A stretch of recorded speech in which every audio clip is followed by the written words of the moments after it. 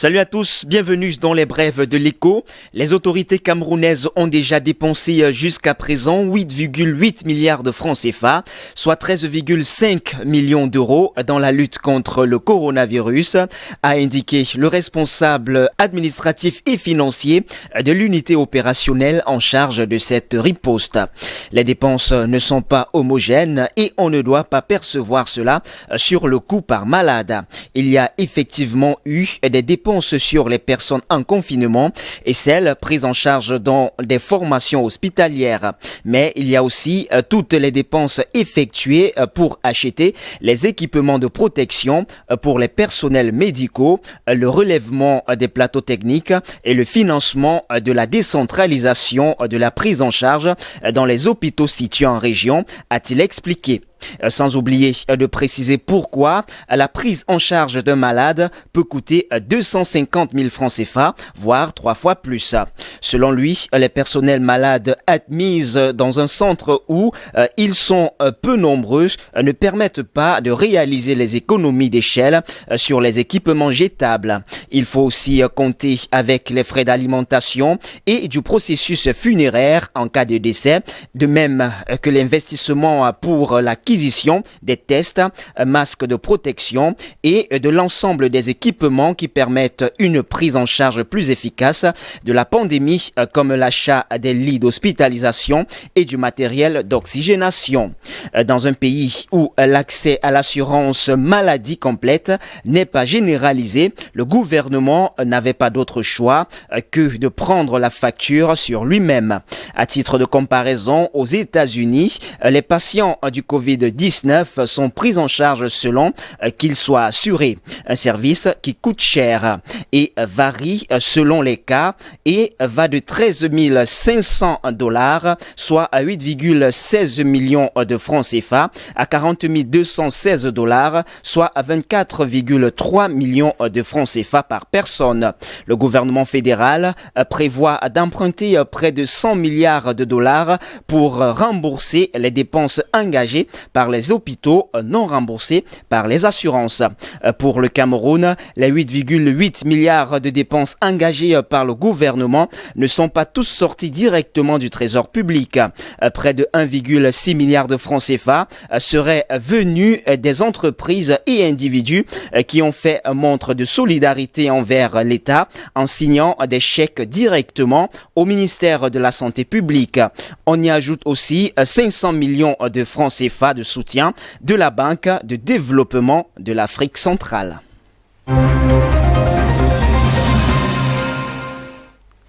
La décision des autorités camerounaises de maintenir les échanges avec les autres pays de la CEMAC, en dépit de la fermeture des frontières décidée dans le cadre de la lutte contre le Covid-19, ne semble pas avoir empêché l'effondrement des flux commerciaux sur les corridors desservant le Tchad et la République centrafricaine. En effet, selon la douane camerounaise, dans un reportage de la télévision nationale, les flux commerciaux sur les corridors Douala-N'Djamena et Douala-Bangui ont chuté de 80% au cours du mois de mars 2020 par rapport à la même période en 2019. Cette chute des flux est d'autant plus compréhensible que le trafic sur les deux corridors est principalement le fait des importations tchadiennes et centrafricaines qui transitent par le port de Douala, la capitale économique camerounaise. Ces marchandises proviennent des pays étrangers dont les frontières sont également fermées depuis plusieurs semaines à cause de la crise de coronavirus. En 2013, la douane camerounaise pointait 340 milliards de francs CFA de marchandises tchadiennes en transit au Cameroun chaque année contre 55 milliards de francs CFA de marchandises centrafricaines.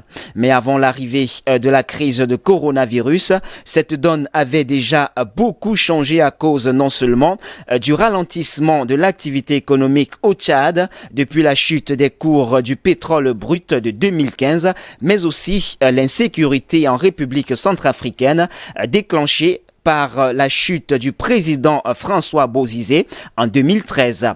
Depuis 2014 donc, le volume de marchandises circulant sur les corridors au Cameroun a été réduit de 600 000 tonnes, causant aux acteurs portuaires et aux transporteurs une perte sèche estimée à près de 200 milliards de francs CFA.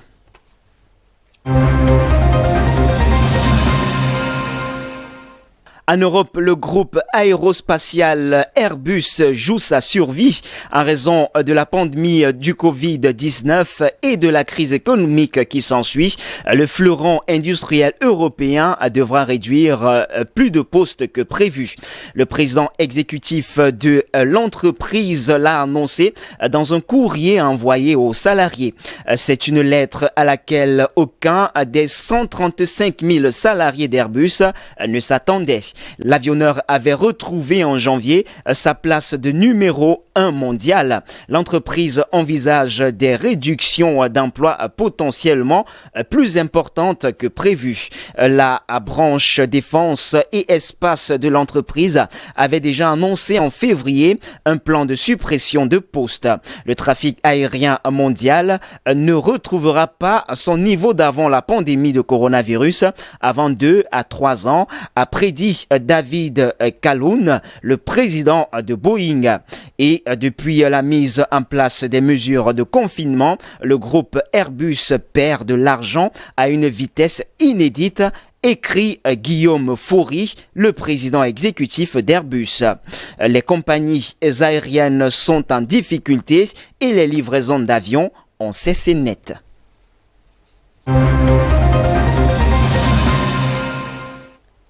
Les trafiquants de drogue subissent eux aussi le contre-coup du coronavirus. Plus qu'aucune autre campagne de répression n'a réussi à le faire. Les mesures de confinement pénalisent lourdement tous les acteurs de la filière, du producteur au consommateur final. L'évolution récente des prix révèle l'ampleur du choc. Au Pérou, le deuxième pays producteur de cocaïne après la Colombie, le prix des feuilles de coca s'est effondré, moins 70%. La Fédération des producteurs en est venue à demander une aide gouvernementale, car dans ce pays comme la Colombie, l'activité des cartels semble totalement gelée par la fermeture des frontières. En revanche, dans les pays consommateurs où la marchandise n'arrive plus, en témoigne la baisse drastique de prise des douanes.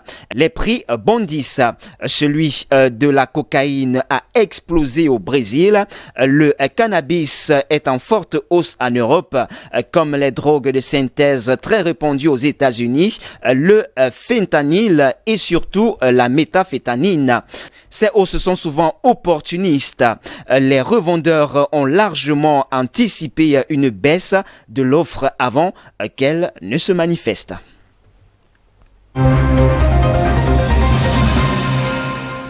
Et puis les dépenses militaires dans le monde ont atteint l'an dernier leur plus haut niveau depuis la fin de la guerre froide, indique ainsi un rapport de l'Institut de recherche sur la paix de Stockholm publié ce lundi 27 avril.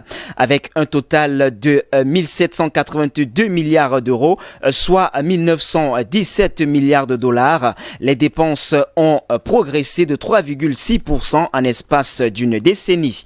C'est la plus forte hausse enregistrée cette dernière décennie. À eux seuls, les Américains ont engagé 732 milliards de dollars, soit 38% des dépenses mondiales. C'est de loin le plus gros budget militaire, un budget qui en 2019 a connu une inflation de plus de 5%. Dans cette course à l'armement, la Chine n'est pas en reste. Elle occupe la seconde place du classement avec 261 milliards de dollars investis. Et là encore, ce n'est pas une surprise. L'Empire du Milieu ne cache plus son ambition de bâtir une armée de classe mondiale capable de rivaliser avec la superpuissance américaine. L'Institut de recherche sur la paix de Stockholm fait un parallèle entre la montée en puissance de Pékin et celle de l'Inde, dont le budget de défense a bondi de 7% pour s'élever à 71 milliards de dollars. Eh bien, c'est tout pour les brèves de l'écho de ce jour. Mesdames, Mesdemoiselles et Messieurs, merci de nous avoir suivis. Les informations se poursuivent sur nos antennes d'IBS Télévision. Restez donc des nôtres naturellement.